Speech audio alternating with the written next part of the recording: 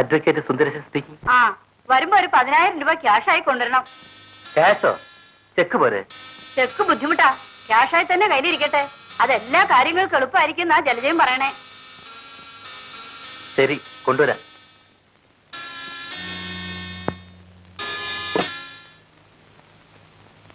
രൂപയുടെ കാര്യം മറന്നോ സുന്ദരേശ? ഇല്ല, ഇതാ 10,000 രൂപയുണ്ട്. ആ, എനിക്ക് ഓരോ കാര്യത്തിനും പണം വേണ്ടി വരും. ചെക്കിലും സുഖം ക്യാഷാണ്, അതുകൊണ്ടാ.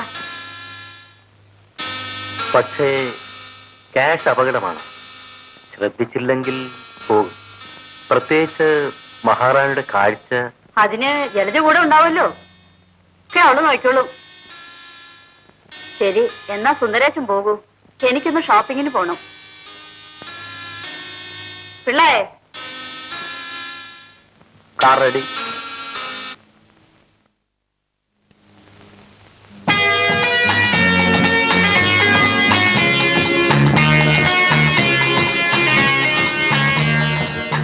ചേട്ടനെ കണ്ട് നന്ദി പറയണമെന്ന് ഞാൻ വിചാരിച്ചിരുന്നതാ. ഓ, നന്ദി ഒന്നും പറയണമെന്നില്ല. നമ്മൾ തമ്മിൽ എന്നാ കാണുന്നത്? കാണുകയോ? ഇപ്പോൾ കാണുകയല്ലേ, ഇതുപോരെ? അതുപോലെ വീട്ടിൽ വരണം. പിന്നെ പിന്നത്തെ കാര്യം പിന്നെ ആലോചിക്കാം. എന്നാണ് വരിക? ഇവിടെ നിറയെ ജോലിയല്ലേ, സമയം എവിടെ? ജലജ വിചാരിച്ചാൽ സമയമുണ്ടാക്കാൻ കഴിയും. ഞാൻ ഫോൺ ചെയ്യാം, തമ്പുരാട്ടി കാത്തിരിക്കുന്നു.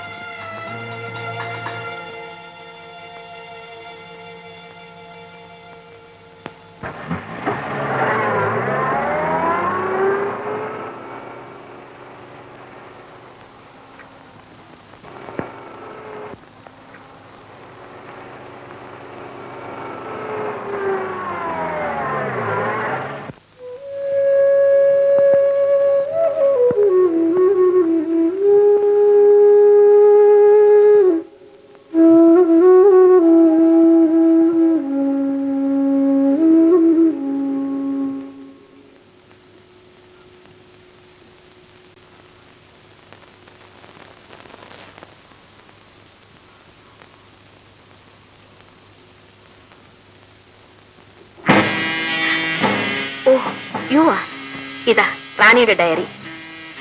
വലിയ കാര്യങ്ങൾ ഡയറിയിൽ എഴുതി വെച്ചിട്ടുണ്ട്. അതാണ് ഞാൻ ഡയറി എടുക്കാൻ പറഞ്ഞത്. നോക്കട്ടെ.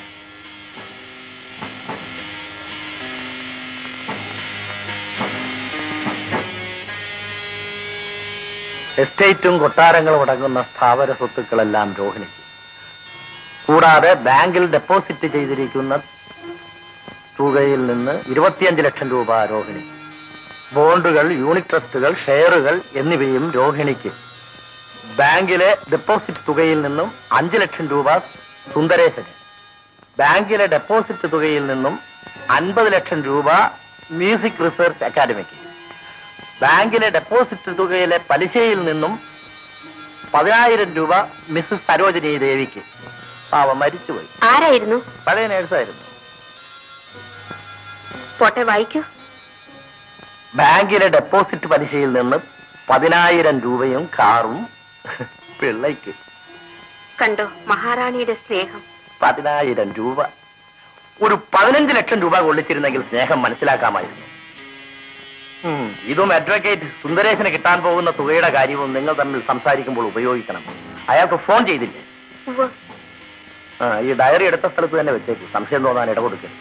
അപ്പോൾ അയാൾ എന്ത് പറഞ്ഞു? അടുത്ത ഞായറാഴ്ച അയാളുടെ വീട്ടിലേക്ക് ചെല്ലണമെന്ന് പറഞ്ഞു. എങ്കിൽ ഈ ഞായറാഴ്ച പോകും. സുന്ദരേശൻ സുമുഖനാണ്, സ്ത്രീകളെ വശത്താക്കാൻ മിടുക്കനാണ്. ജലജ വീഴാണ്ട് സൂക്ഷിക്കണം. അങ്ങനെ ഒരു പുരുഷനും എന്നെ വീഴ്ത്താൻ ഒക്കില്ല. പിന്നെ വിക്രമൻ 2 പ്രാവശ്യം ഫോൺ ചെയ്തു. അപകടമല്ലേ അത്? അതെ, അപകടമാണ്. പക്ഷെ അവനെ പിണക്കാൻ ഒക്കുകയില്ല. അവനില്ലാതെ നമ്മുടെ പദ്ധതി നടപ്പാകില്ല. ഒരു കാര്യം കൂടെ സൂക്ഷിക്കണം. അവൻ മറ്റേതെങ്കിലും പെണ്ണുങ്ങളുമായി അടുപ്പമാകാതെ നോക്കേണ്ടിയിരിക്കുന്നു. അത് ജലജയുടെ ചുമതലയാണ്. ഞായറാഴ്ച സിനിമയ്ക്കെന്നോ മറ്റോ പറഞ്ഞ് പുറത്തു പോകാം. പക്ഷേ വിക്രമന് ആഴ്ചയിൽ 2 പ്രാവശ്യമെങ്കിലും ഞാൻ വേണ്ടിവരും. രാത്രി റാണിയും രോഹിണി തുമ്പരാട്ടി ഉറങ്ങിയ ശേഷം പോകരുത്. അവർ ഉണർന്ന് എന്നെ അന്വേഷിച്ചാൽ? പോകുന്ന ദിവസങ്ങളിൽ ഓരോ ഉറക്കവിളികൾക്ക് എന്തെങ്കിലും ചെയ്യാൻ സാധിക്കില്ല. നേഴ്സാണെന്ന കള്ള സർട്ടിഫിക്കറ്റ് ഞാൻ ഉണ്ടാക്കി തന്നത് വെറുതെയാണോ? പിന്നെയും പ്രശ്നമുണ്ട്. ഗേറ്റിൽ രാപകൽ കാവലില്ലേ?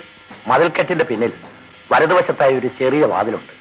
കുറെ കാലമായി ആരും ഉപയോഗിക്കാതെ പൂട്ടിയിട്ടിരിക്കുകയാണ്. അതിന്റെ താഴിനെ ഞാനൊരു താക്കോൽ ഉണ്ടാക്കിയിട്ടുണ്ട്. ഇതാ.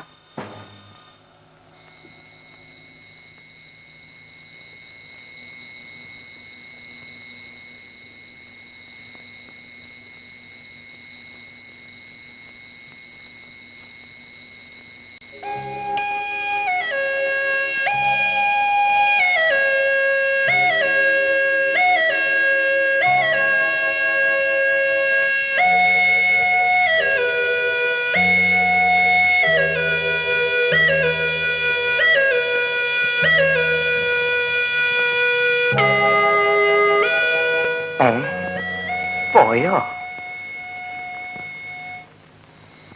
അല്ല, കുളിക്കാണോ? എന്തിനാ ഇപ്പൊ തന്നെ കുളിക്കണേ? ഇപ്പഴേ അങ്ങോട്ട് പോവാണോ? അതെ, പോണം.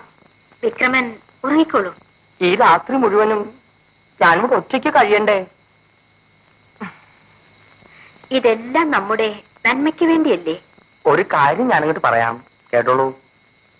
ജലജയ്ക്ക് പണം വേണം. അമ്മായിയുടെ കൊട്ടാരവും കാറും കീറും പണവും ഒക്കെ വേണം. എനിക്ക് അതൊന്നും വേണമെന്നില്ല. എനിക്ക് ജലജയെ മാത്രം മതി. എന്താ കാരണം എന്നറിയോ?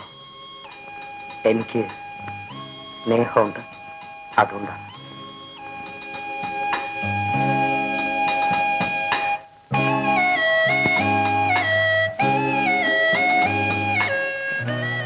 വിക്രമന് എന്നോട് സ്നേഹമുണ്ടോ? ഉണ്ടെന്ന് പറഞ്ഞില്ലേ? എന്താ ഞാൻ പറഞ്ഞു നുണയാണെന്നാ തോന്നണേ? അല്ല, വിക്രമൻ നുണ പറയില്ല. എനിക്കറിയാം. ജീവിതത്തിൽ എന്നെ സ്നേഹിക്കുന്നെന്ന് പറഞ്ഞു കേൾക്കുന്നത് ഇതാദ്യമാണ്. ജലജയ്ക്ക് എന്നോട് സ്നേഹമുണ്ടോ? ഉണ്ട്.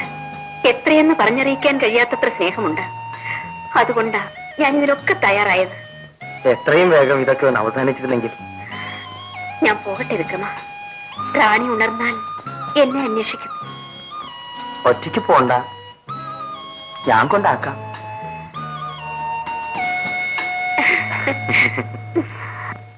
Is it mister Sundaresan? ആ, ഞാനാണ് ജലജ. ഇന്ന് വൈകുന്നേരം ഞാൻ ചേട്ടന്റെ വീട്ടിലെത്തും. കാത്തിരിക്കണം. ആ, ശരി ശരി.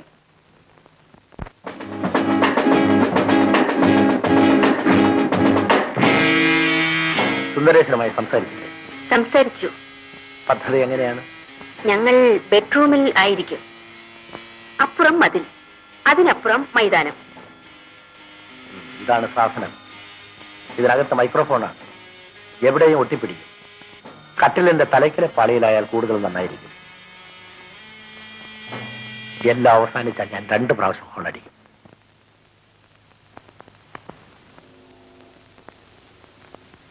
കുട്ടി കാപ്പി കുടിച്ചോ?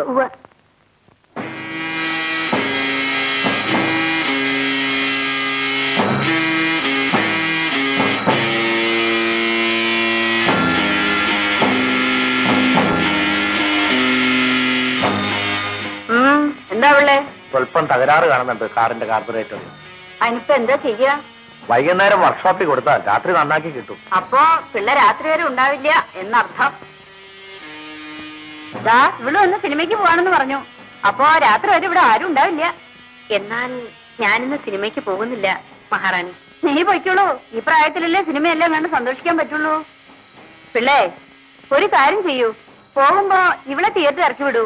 വരുമ്പോ കൂട്ടിക്കൊണ്ട് വരൂ. പെണ്ണല്ലേ, ഒറ്റയ്ക്ക് വരികയും പോവുകയും ചെയ്യണ്ട.